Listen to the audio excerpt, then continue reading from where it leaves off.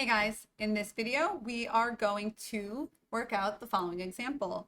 We want to find the limit as x approaches -2 of the rational function presented right over here, which is x to the third plus 8 over x plus 2. If we try to find this limit using direct substitution, make sure we know what things are called.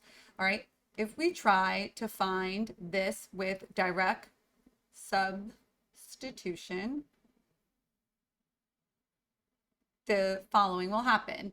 -2 cubed plus 8 over -2 plus 2, 0 over 0, bam, indeterminate form, which also looks like our cute little division sign. That tells us that we have a common factor in the numerator and denominator at x plus 2. If you recall the remainder theorem from when you did division of polynomials back in Algebra 2, that might make some sense to you. When you evaluate a polynomial at a certain point, the number that you get for your output is your remainder in the event that you divided, say synthetically, with that number also in the box. Synthetic division, you put a number in the box, you wrote all your coefficients, you brought down that first number, you did all this work, the number over here at the end, that was your remainder. If you take that same function, okay, so this right here is the spot where the coefficients of the function go. Well, if I actually have that function as something f of x, right? If I find the f of that number, I will also get whatever the remainder is. When we do synthetic division and we put a number in that top left corner right there, that really means we're doing that function divided by x minus that number. If it's a negative number, it's really x plus that number. This might not be something you really remember. If you do, great. If not, you need a separate lesson on synthetic division, long division of polynomials, the remainder theorem, and we can get into that if you need that. If you think you need that, please let me know. It's really important that you let me know. If you're all like, yeah, sure, got it, then we're fine. But if not, if this is like, you feel rusty and you're not sure, let me know. 1000%, we'll do a quick lesson on that. So what this all shows me is because I did direct sub, I filled in -2, I filled in -2. I got 0, I got 0. My remainder was 0 if I were dividing that or that by x plus 2, because it's x minus -2. My remainder would be 0 for both of these. If you have a remainder of 0, then the thing you divided by is a factor of that dividend. That's your dividend, that's your divisor.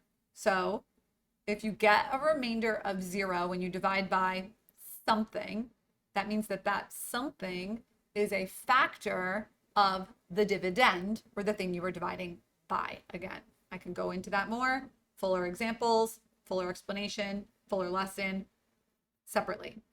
That means x plus 2 is a factor of that. Well, no duh, it's the whole bottom, and it's a factor of that. We also just did a review on how to factor the sum or difference of two cubes. So when we get 0 over 0, it looks like a division symbol. We want to spackle out or spackle that removable discontinuity because of that common factor on top and bottom. So let's go ahead and factor this. Rewriting my problem, the limit as x approaches -2 of x, that's not an x, sorry, I'm thinking ahead, x to the third plus 8. Now remember, you need to recognize on your own without anybody telling you that this is a sum of cubes over x plus 2. We put on our x-ray vision or x cubed vision glasses. What's being cubed to make each of those pieces on my numerator? That one's pretty straightforward. It's just an x. And for that, it's 2. If you don't know your cubes by heart, you're going to have a little trouble. Then, to factor it, next step, we write limit every step of the way because we write it until we actually take the limit. So up there, when I did the direct substitution here, I was taking the limit, so I didn't need to write limit out front. So on the numerator, we're going to have a linear binomial and a quadratic trinomial. On bottom, we leave that alone. We take the 3's, put them away. We just have an x plus 2. Sprinkle our fairy dust. X times x is x squared. X times 2, 2x, and 2 times 2 is 4. Wash off the fairy dust with some soap. That's the same S, opposite O, AP, always plus. Well, there we go. What can be simplified or what can be reduced is the common factor x plus 2. Negative 2 plugged in gave us 0, as we kind of alluded to over here with the remainder theorem from the unit on division of polynomials from algebra 2. We knew x plus 2 would be a factor. That means we're really looking to find the limit as x approaches negative 2 of x squared minus 2x plus 4. Direct substitution will work at this time. Negative 2 squared minus 2 times negative 2 plus 4. How do I know that direct substitution will work? Well, I'm finding the limit of a polynomial. Polynomials are, when it's just a classic polynomial, polynomials are continuous functions. The domain is from negative infinity to infinity always. That means that we will always be able to get a valid output value when we plug in any x value. Rational functions, on the other hand, are not necessarily continuous on the domain from negative infinity to infinity. There could be infinite discontinuities, removable discontinuities, and we need to account for that, and that's why we run into these obstacles. But a polynomial, like a quadratic, a cubic, a linear, any polynomial where it's going to look like this, right? It could be any whole number exponent. We don't have any x's in denominator, no roots, no radicals. Direct sub just will always work because of the continuity, okay? Negative 2 squared is 4 minus times negative there, so it's plus 4 plus 4. 4 plus 4 plus 4 is 12. So the limit as x approaches negative 2 of my original problem, which was x to the third plus 8 over x plus 2 is 12. So there is my answer. Now, what exactly does this look like? Why did this happen? We're going to see cases that might kind of look like this at first, but end up being very different of a result. The limit may not exist.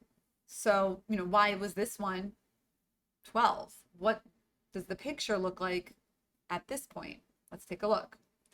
The graph of this and the graph of this are exactly the same, except this has had some spackling done and a hole has been filled, which was allowing us to find the limit with direct substitution. So to graph this, I could just graph this right here.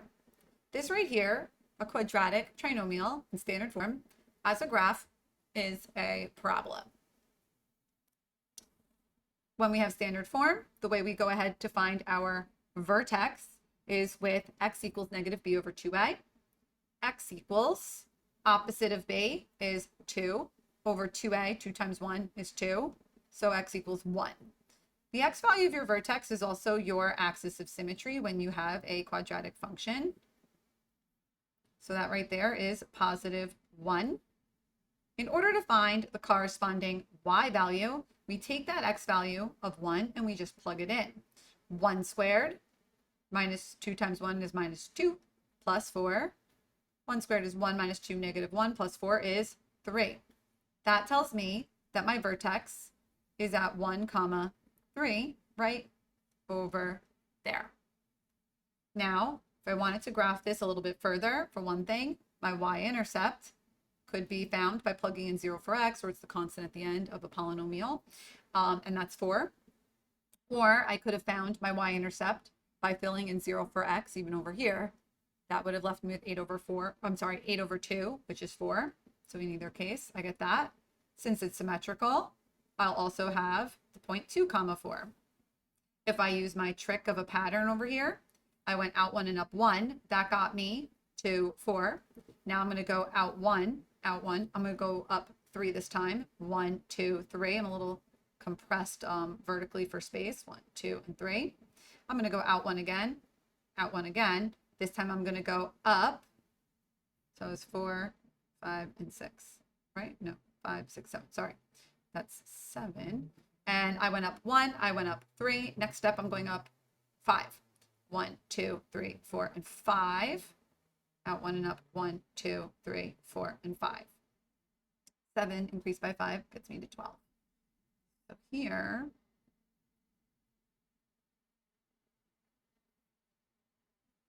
my scale's a little funky, but it's just because I'm trying to squish this all here. That was at 2. That over here goes with the x value of 3. This over here goes with the x value of 4. That is negative 1. This over here goes with negative 2, and so on. Now, I was trying to find the limit of this as x approached negative 2.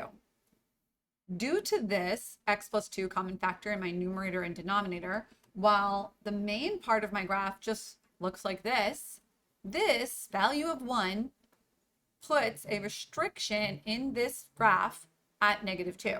So here's the graph, negative 2. Find my graph right here. That's going to be a hole in my graph, a little removable discontinuity. And where did that come from? It simply comes from this sneaky common factor right there.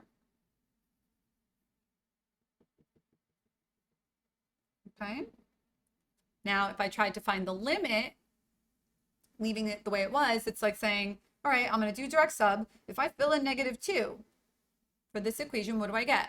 Nothing. You don't get anything because there's a hole there. And you're like standing there at negative 2 and you're like, I don't see any y value.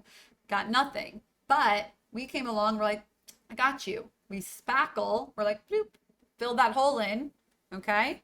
We came along and with our spackle, right? Bam, there we go. We fill in that hole. Lovely. No more hole in our graph. We go ahead, direct sub, and what did we find? We found the y value that we are going to get closer and closer to. That's our limit. What are we approaching? Is 12. Okay? So you don't want to just go through the motions, me do math, me factor, me cancel, me plug in. First of all, it's simplifying and reducing. Second of all, why are you doing that? What is that doing for you? So you want to make sure you understand, because like we'll see in the next few examples, it isn't always going to be a removable discontinuity, also known as a hole. It may be a jump discontinuity. It may be an infinite discontinuity. There actually might not be a discontinuity at all. So you don't want to waste time doing steps that aren't necessary. You could just direct sub, get an answer, like 0 could be an answer, whatever. So I hope this was helpful. I hope that you were able to connect everything in the previous 3 videos as to why they would be relevant in something like this, in this one. And if you feel like you could do another example like this on your own in the future, thumbs up. If you have no idea what's going on, just put a thumbs down. Let me know, all right? Or if you just didn't like it, okay? Have a great day.